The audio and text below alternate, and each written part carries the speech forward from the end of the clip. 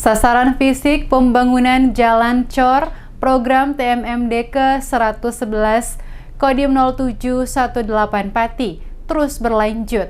Anggota TNI bersama warga tampak saling bekerja sama, gotong royong meratakan material pembangunan jalan.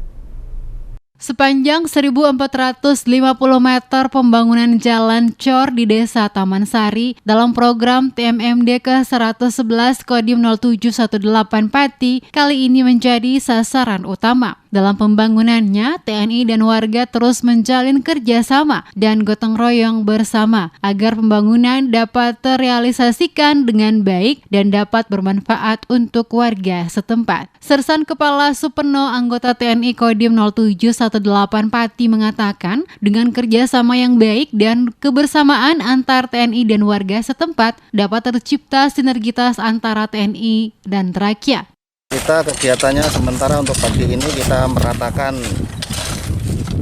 material yang nantinya untuk pembangunan jalan dari Desa Taman Sari menuju Desa Sumber Rarum.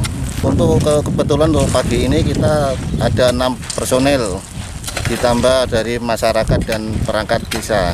Kita saling kerjasama dalam rangka TNI manunggal dengan rakyat.